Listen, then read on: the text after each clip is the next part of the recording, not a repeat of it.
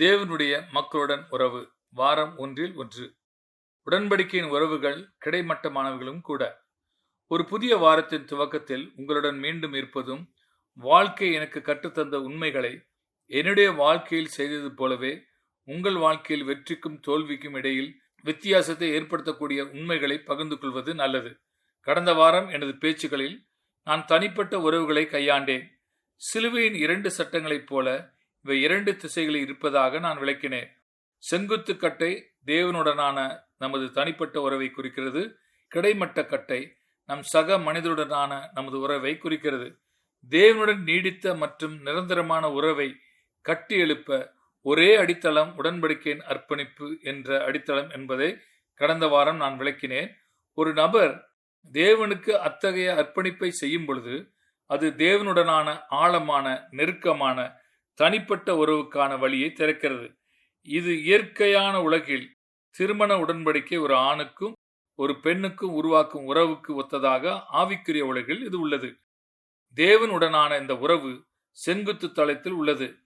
இன்றும் இந்த வாரம் முழுவதும் நான் மற்ற வகையான கிடைமட்ட தளத்தில் உள்ள உறவை பற்றி பேசப் போகிறேன். தேவனுடைய மக்களுடனான உறவு. நான் ஒரு அடிப்படை கொள்கையை முன்வைத்து தொடங்க விரும்புகிறேன். தேவனுடனான உறவில் நம்மை கொண்டு வரும் அதே உடன்படிக்கை தேவனுடைய மக்களுடனான உறவுக்குள் நம்மை கொண்டு வருகிறது. ஆகவே தேவனுடைய மக்களுடனான உறவும் உடன்படிக்கையின் அடிப்படையிலானது. இது நாம் அனைவரும் புரிந்து கொள்ள வேண்டிய விஷயம். பல கிறிஸ்தவர்கள் இந்த உண்மையை கண்டு கொள்ளாமல் இருந்திருக்கிறார்கள். நீங்கள் தேவனுடன் உடன்படிக்கை உறவில் நுழையும் தருணத்தில் நீங்கள் தேவனுடைய மக்களுடன் உடன்படிக்கையின் உறவில் சேர வேண்டும். நீங்கள் ஒரு உடன்படிக்கையின் அடிப்படையில் தேவனுடன் தொடர்பு கொண்டு அதே உடன்படிக்கையின் மூலம் தேவனுடன் தொடர்புடையவர்கள் உடன் தொடர்பு கொள்ள மறுக்க முடியாது. உடன்படிக்கை உறவுகள் எப்போதும் 2 தளங்களில் இருக்கும். தேவனை நோக்கி செங்குத்தாக, தேவனின் மக்களை நோக்கி கிடைமட்டமாக. எனது முந்தைய செய்திகளில் இயற்பியல் உலகிலும் ஒரு சட்டம் இருப்பதை சுட்டிக்காட்டினேன். அது என்னவென்றால், சிலுவையின் ஒரு கட்டை கோணலாக இருந்தால் மற்ற கட்டையும் கோணலாக உள்ளது என்பதை நீங்கள் தானாகவே அறிவீர்கள். இது உடன்படிக்கையின் உறவுகளின் விஷயத்தில் உண்மையாக உள்ளது. நமது சக விசுவாசிகளுடனான நமது உறவு சரியாக இல்லை என்றால் செங்குத்து தடையாக இருக்கும். தேவனுடனான நமது உறவும் சரியாக இருக்க வேண்டும். ஒன்று கோணலாக இருக்கும் பொழுது மற்றொன்றும் கோணலாகவே உள்ளது. நீங்கள் தேவனுடன் சரியாக இருப்பதை பற்றி பேசியும் உங்களுக்கு தெரிந்தோ தெரியாமலோ உங்கள் சக விசுவாசியுடன் சரியான உறவு இல்லை என்றால் நீங்கள் உங்களை ஏமாற்றிக் கொள்கிறீர்கள். இது தீரவில்லை நிலை. இப்போது நான் திரும்பி சென்று யாத்ராகம புஸ்தகத்தில் இஸ்ரவேலுடன் தேவன் உடன்படிக்கை செய்து கொண்ட உதாரணத்தை பார்க்க விரும்புகிறேன். இஸ்ரவேலுக்கான தேவனுடைய உடன்படிக்கையின் அணுகுமுறையின் வார்த்தைகள் யாத்ராகமம் 19ஆம் அதிகாரம் வசனங்கள் 5-6 காணப்படுகின்றன. மோசேயிடம் இஸ்ரவேலுக்கு முன்பாக வைக்க தேவன் கூறியது இதுதான். 5ஆம் வசனம், இப்பொழுது நீங்கள் என் வாக்கை உள்ளபடி கேட்டு என் உடன்படிக்கையை கை கொள்வீர்களானால் சகல ஜனங்களிலும் நீங்களே எனக்கு சொந்த சம்பத்தாயிருப்பீர்கள். பூமியெல்லாம் என்னுடையது. நீங்கள் எனக்கு ஆசாரிய ராஜ்யமும் பரிசுத்த ஜாதியுமாய் இருப்பீர்கள்.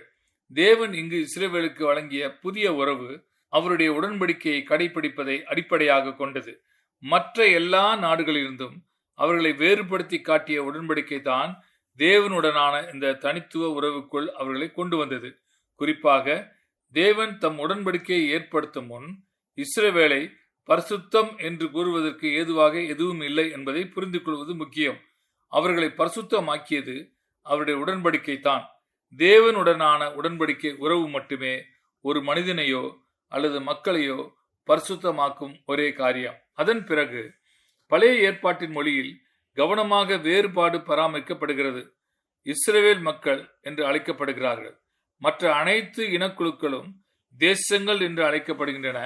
பெரும்பாலும் புறஜாதிகள் என்ற வார்த்தை பயன்படுத்தப்படுகிறது. ஆனால் மக்கள் என்ற வார்த்தை இஸ்ரவேலுக்கு ஒதுக்கப்பட்டுள்ளது. ஏனெனில் ஒரு மக்கள், ஒரு இனக்குழு தேவனுடன் உடன்படிக்கையின் உறவை கொண்டிருக்க வேண்டும்.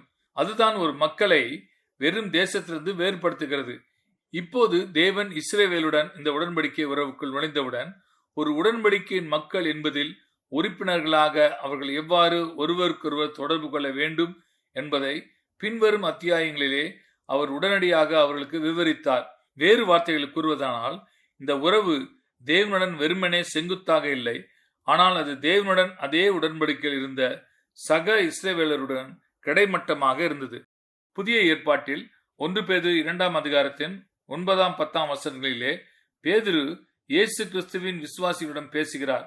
அவர் யாத்திராகமம் 19 தேவன் இஸ்ரவேலுக்கு பயன்படுத்திய வார்த்தைகளை மேற்கோள் காட்டுகிறார். அதே கொள்கையை பயன்படுத்துகிறார். அவர் சொல்வது இதுதான். 9 வசனம், நீங்களோ உங்களை அந்தகாரத்தின்று தம்முடைய ஆச்சரியமான ஒளிநடத்துக்கு வரவழைத்தவருடைய புண்ணியங்களை அறிவிக்கும்படிக்கு தெரிந்து கொள்ளப்பட்ட சந்ததியாயும் ராஜரிகமான ஆசாரிய கூட்டமாயும் பரிசுத்த ஜாதியாயும் அவருக்கு சொந்தமான ஜனமாயும் இருக்கிறீர்கள். யாத்திராகமம் 19 தேவன் இஸ்ரவேலிடம் சொல்லப்பட்ட வார்த்தைகளையே பேதுரு மேற்கோள் காட்டுவதை நீங்கள் கவனிப்பீர்கள். பிறகு பேதுரு தொடர்ந்து கூறுகிறார். 10 வசனம், முன்னே நீங்கள் தேவனுடைய ஜனங்களாய் இருக்கவில்லை, இப்பொழுதோ அவருடைய ஜனங்களாய் இருக்கிறீர்கள். முன்னே நீங்கள் இரக்கம் பெறாதவர்களாய் இருந்தீர்கள், இப்பொழுதோ இரக்கம் பெற்றவர்களாய் இருக்கிறீர்கள். அவர்கள் இயேசு கிறிஸ்துவின் மூலம் தேவனுடன் உடன்படிக்கைக்குள் வருவதற்கு முன்பு அவர்கள் ஒரு மக்களாக இருக்கவில்லை. ஆனால் அவர்கள் தேவனுடன் உடன்படிக்கைக்குள் வந்த பின் ஒரு மக்களானார்கள். பழைய ஏற்பாட்டின் கீழ் இஸ்ரவேலுக்கு இது உண்மை. புதிய ஏற்பாட்டின் கீழ் இயேசு கிறிஸ்துவின் சபைக்கு இது உண்மை. சபையை ஒரு மக்களாக்குவது தேவனுடனான நமது உடன்படிக்கையின் உறவு. தேவனுடன் நம்மை தொடர்பு படுத்தும் அதே உடன்படிக்கை நம்மை ஒருவருக்கொருவர் தொடர்பு படுத்துகிறது. பழைய உடன்படிக்கையின் கீழ் இஸ்ரவேலைப் போலவே புதிய உடன்படிக்கையின் கீழ் நாம் ஒரு உடன்படிக்கையின் மக்களாக ஒருவருக்கொருவர் குறிப்பிட்ட கடமைகளை கொண்டுள்ளோம். பழைய உடன்படிக்கை சீனாயில் தொடங்கப்பட்டது. புதிய உடன்படிக்கை கடைசி ராபோஜனத்தில் தொடங்கப்பட்டது. இந்த வார்த்தைகளை நாம் மத்தேயு 26 அதிகாரம் 28 வசனத்திலே வாசிக்கிறோம்.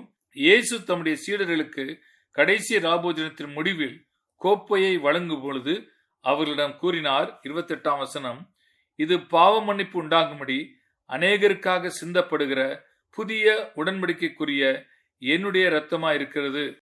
பிறகு கூறுகிறார், நீங்கள் யாவரும் இதில் பானம் பண்ணுங்கள். ஒவ்வொரு சீஷனும் இயேசு கிறிஸ்துவோடு கூட கோப்பையை பகிர்ந்து கொண்டது மிகவும் முக்கியமானது. ஆனால் அதை செய்வதில் அவர்கள் ஒருவருக்கொருவர் கோப்பையை பகிர்ந்து கொண்டனர். வேறு வார்த்தைகளில் கூறுவதானால் இயேசு கிறிஸ்துவோடு கூட உறவை ஏற்படுத்திய அதே உடன்படிக்கையின் குறியீட்டு செயல் அவர்களை ஒருவரோடு ஒருவர் உடன்படிக்கையின் உறவுக்குள் கொண்டு வந்தது. நாம் பார்த்து மனதில் கொள்ள வேண்டிய பாடம் இதுதான். நம்முடைய பாவ மன்னிப்புக்காக அவர் நம் சார்பாக சிந்திய புதிய உடன்படிக்கையின் இரத்தத்தின் மூலம் இயேசு கிறிஸ்துவுடன் உடன்படிக்கையின் உறவை நாம் கோரினால் மற்ற அனைத்து விசுவாசிகளுடனும் நமக்கு இருக்கும் உடன்படிக்கையின் உறவின் பொறுப்புகளிலிருந்து நாம் தப்பிக்க முடியாது. இயேசு கிறிஸ்துவுடனான உறவில் நம்மை கொண்டு வரும் உடன்படிக்கை நம்மை ஒருவரோடு ஒருவர் உறவுக்குள் கொண்டு வருகிறது. மேலும் நமது உடன்படிக்கையின் செயல்பாடு இயேசு கிறிஸ்துவை நோக்கியே நமது பொறுப்புகளைப் போலவே சக விசுவாசிகளுக்கான நமது பொறுப்புகளையும் உள்ளடக்குகிறது. பவுல் இதை 1 கொரிந்தியர் 10 அதிகாரம் வசனங்கள் 16-17 வெளிப்படுத்துகிறார்.